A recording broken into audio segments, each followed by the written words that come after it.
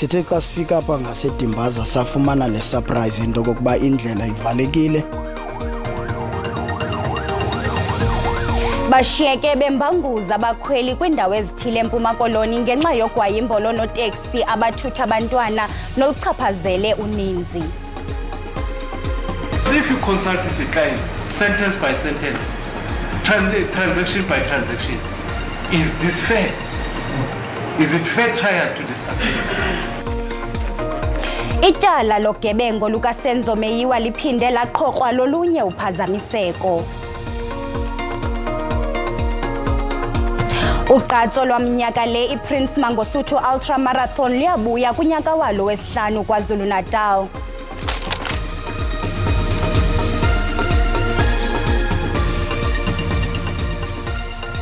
Botani Mzikantu namhlanje livunyiwe idinga sukuphakela indaba ngolwimi lwakho lwenkobe singaphosanga amaseko mawethu masinirhabulise kwibhekile yasemini nje.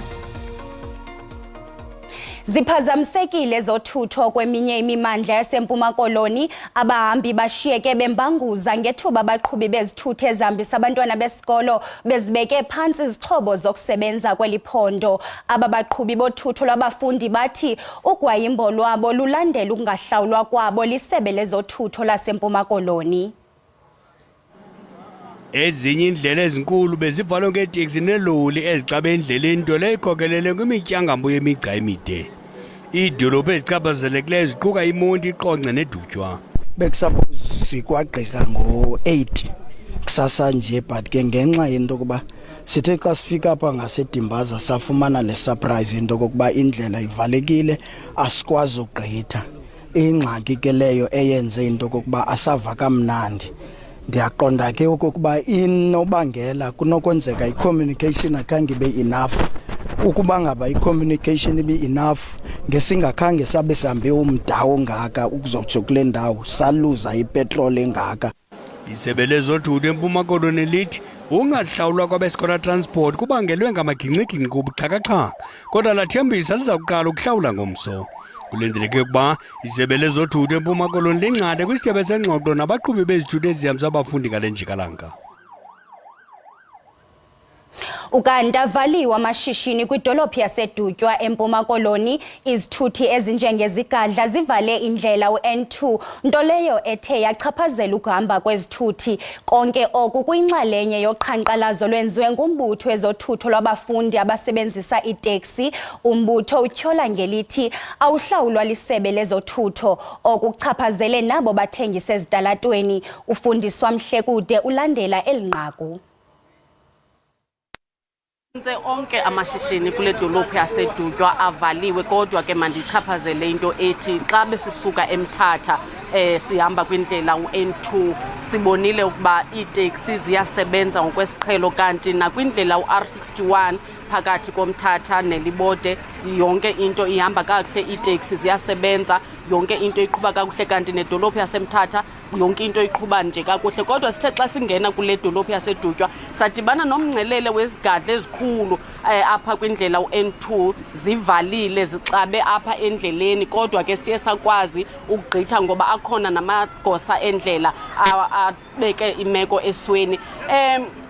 Njengoko nisitsho ukuba amashishini avalile, inkoliso yawo ivalile, abantu abasuka ezilalini bebeze edolophini abakwazi ukuncedakala, inkonzo nje abakwazi ukuzifumana, abanye bathi bebezokwenza izicelo zezazisi, abanye bazothengisa, akukho nto iqhubekayo, abakwazi kuthengisa. Fana nomama lo ke ngoku sizawuthi sithethe naye ungumthengisi wasestratweni kodwa uthi ushishino lwakhe luchaphazelekile ngoba akho nto iqhubekayo edolophini. Kuthe kungekavulwa nje kwakusasa babe befika abaqhubi beteksi bebaxelela ukuba mazivalwe nevenkile. Mama siyabulela wethu ngexesha lakho, uthi kwenzeke ntoni ku?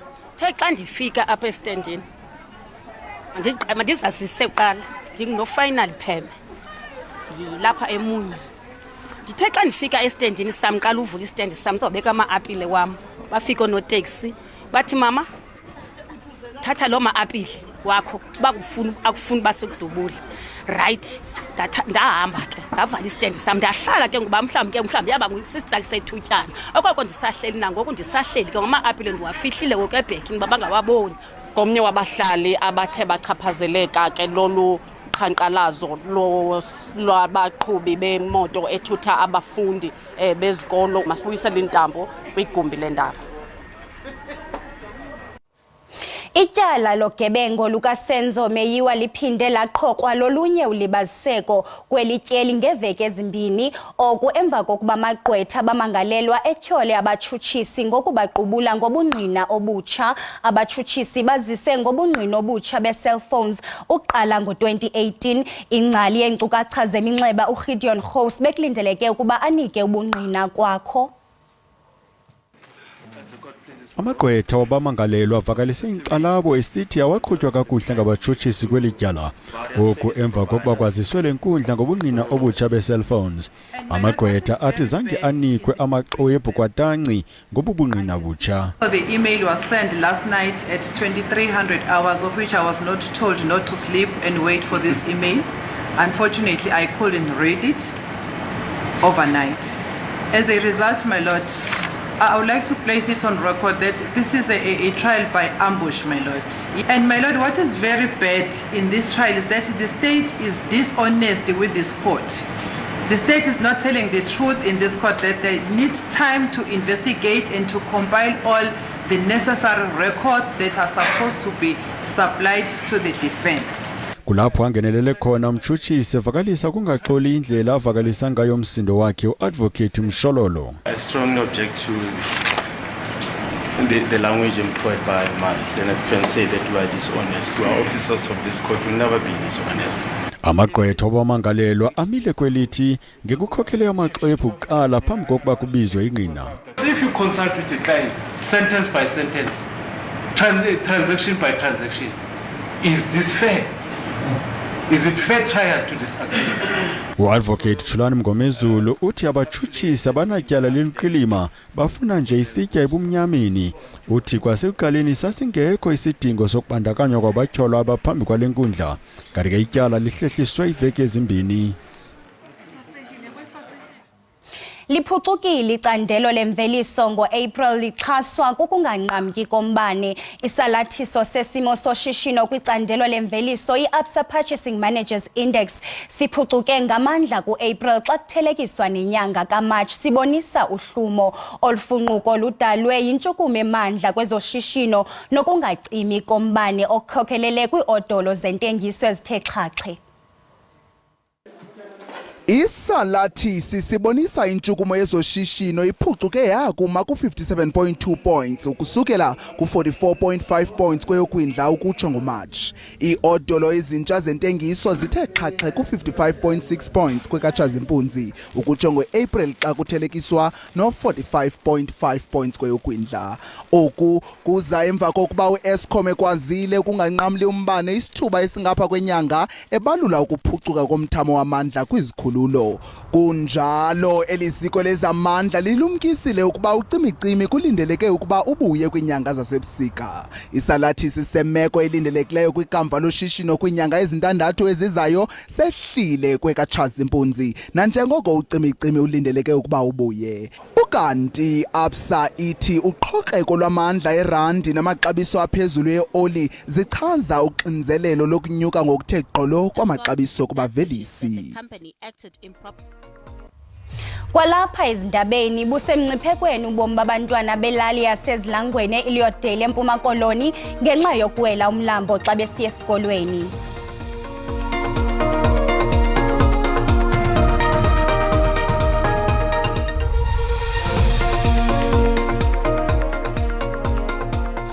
Sabukela indaba kwijelo i-SABC1 uyakwazi ke ukubukela kwakhona ezindaba kwikhasi le-YouTube ngokuthi SABC Indaba zesiXhosa.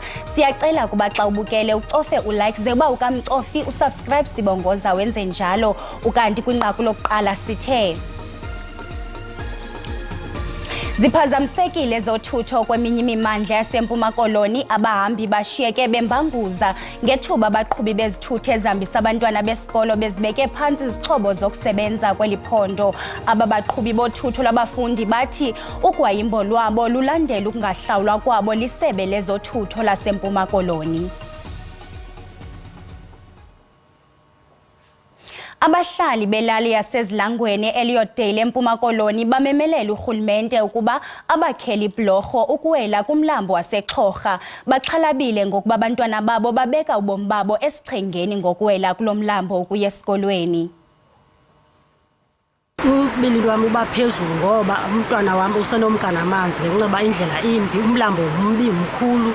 Ziyaphela nomviki ntathu noba zimbini bengawele emlanjeni. Bechiyeka nasesikolweni ezifundweni zabo. Kudala sisiya kurhulumente sithengisa uba singayenzelwa le blorho kuba sisengxakini, siwela kabuhlungu. Nabantu xa begula sibathwala ngeleli kuwela kulomlambo xa ugcwele unamanzi. Abantu abadala iyabaxhalabisa le meko kuba ichaphazela nempilo zabo. Kuye kunyanzeleke ukuba bawele umlambo ukuze bafumane uncedo lwezempilo baye kwisibhedlele eMatwaleni. Istop sethu sinye singaphi, akunazipilisi zilapha elalini, singena venkili lapha elalini. Kangangoba ngoku hayi ngoLwesihlanu bendisesibhedlele ngithathe iteksi apha esitopini, hayi ungapha esibhedlele. Umasipala wasekuhlaleni uMpashe uthi usenza iinzame kweminye iminyango karhulumente ukuzama ukuba yokhiwe ibhlorho. Sisenza inzame singumasipala zokufumana kunye nokudibanisa inkxaso-mali evela kurhulumente wephondo nowesizwe ukuze bangenelele njengoko umlambo umkhulu kakhulu kwaye uza kufuna imali eninzi yoba yakhiwe le blorho. Abahlali bathi liphezulu inani labantwana abayekayo esikolweni ngenxa yendlela ezingahambekiyo neblorho ezingawelekiyo. NdinguNomzwanele Mngoma kwiindaba ze-SABC kwilali yaseMtitshwa eXhorha eMpuma Koloni.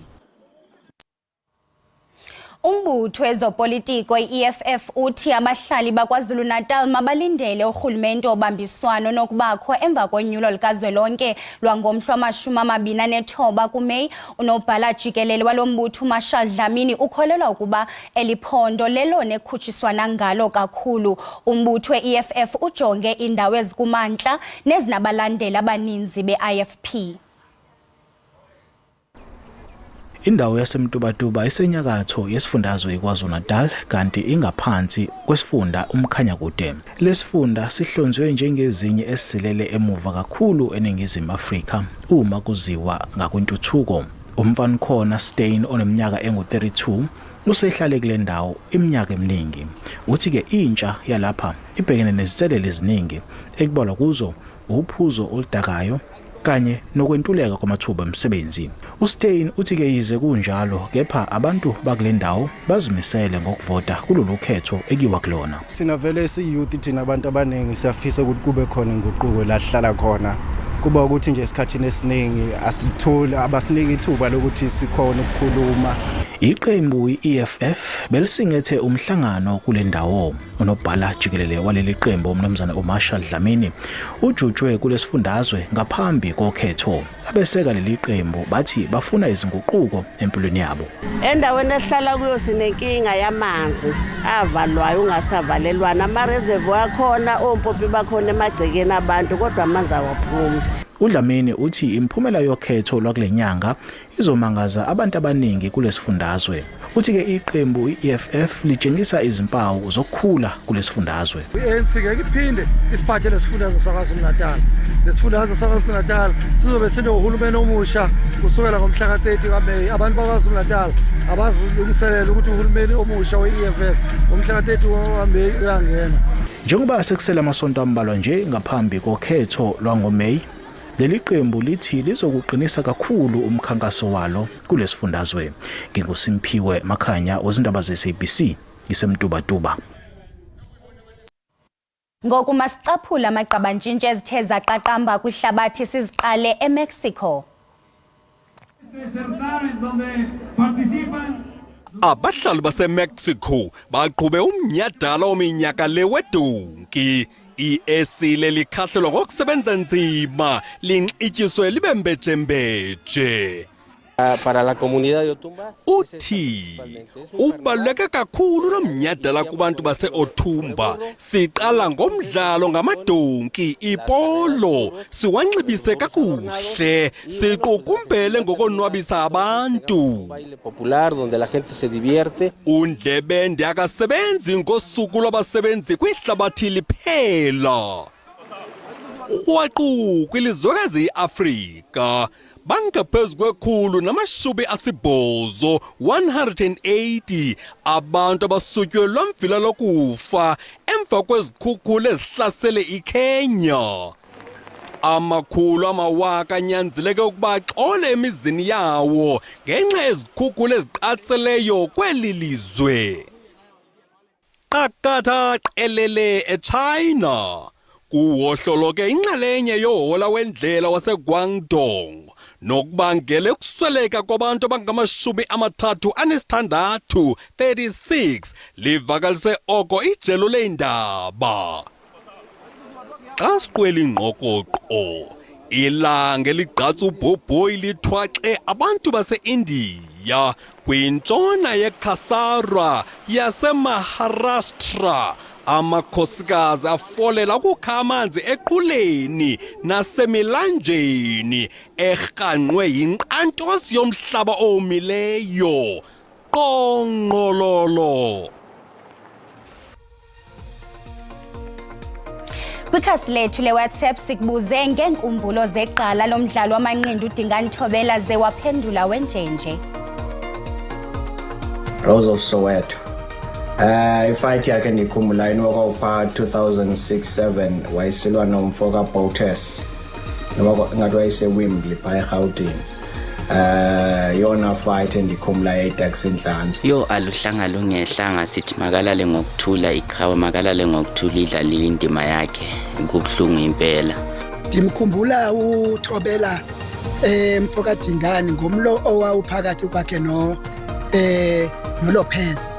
Esifike mali hambe kakuhle ke ngokuqhawe lethu. Rest in peace kumfoka Thobela siyamazi kakhulu amagalelo akhe kule ndima eyesibakela. Into esina kuyithetha kukuba umphefumulo wakhe wanga ungalala ngoxolo silahlekelwe thina ngoba besajonge lukhulu kuye thina abantu basakhulayo. Kuze ndithande umdlalo wamanqindi awuthanda ngoba ngazi uDingani Thobela nandifuna ukuthi kusapho olwakhe isihlobo nezalamani mazidlale ngoxolo zilale ngenqabelo phayo. Sawubona.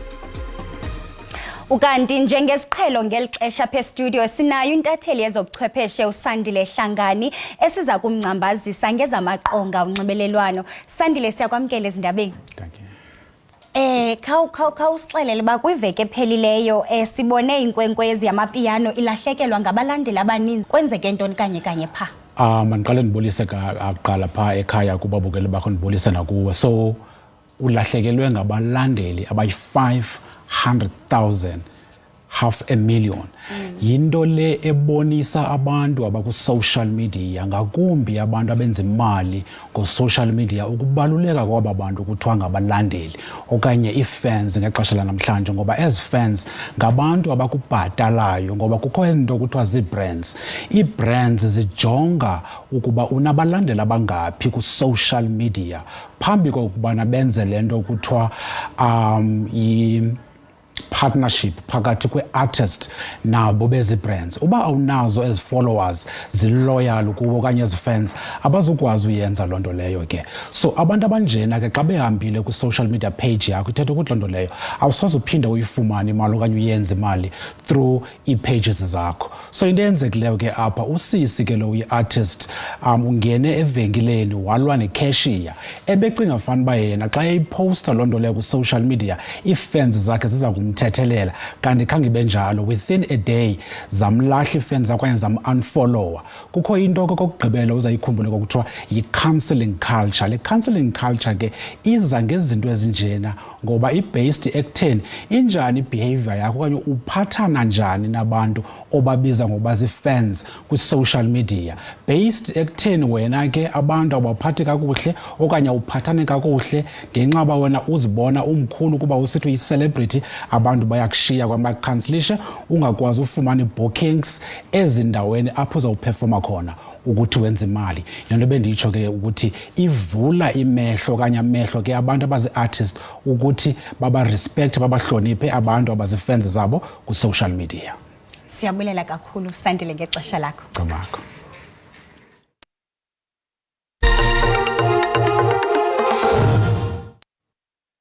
Ugqatso lwaminyaka le iPrince Mangosuthu Ultra Marathon liyabuya kunyaka walo wesihlanu KwaZulu-Natal luza kuqhutywa ngecawe iza kube ilityeli lokuqala luqhutywa ingasekho lowo lithiwe ngegama lakhe olugqatso lumgama ungange-42 kilometers oku emva kokukhothama kwenkosi Mangosuthu Buthelezi ngoSeptemba wanyakenye. Umjaho lomkhulukati iComrades Marathon uyabuya enyangeni letako. Basubasi batawusuka eThekwini balibangise ePietermaritzburg. Ngulona loyo ke sewulungiselela ukuthi akhone kungenela lo mcuthelwano lomkhulu. There were other races before, but there were no more. Then we thought of our people because they had problems of getting a qualifying race before they could join the Comrade Marathon. Then we thought and give it a thought that no, let us consider having one between Mutu and Dundee, which is 52 kilometers. Lonyaka kulomjaho basubathi batawusuka endumeni local municipality balibangise enquthu. Uma kukhulunywa ngetekuphepha ngubane utsite. Everything is now in place. We have applied for the permit to use the road. We have also approached our Section 4 meeting where all the stakeholders, the Department of Health, ambulances, SAPS, everybody will be there. Even the disaster, fire, they will all be there. Baqhuqhuteli balomjaho iPrince Mangosuthu Ultra Marathon bathi sebathe ke kuyinyusa imali ikakhulu kwimijaho lemifishane lefana ne10 kilometers. Mina ke ngingumduduzi Ndlovu, leti tindzaba te-SABC eJozi. Desidibane kwakhona kulixelizayo kamnandi into zakuthi.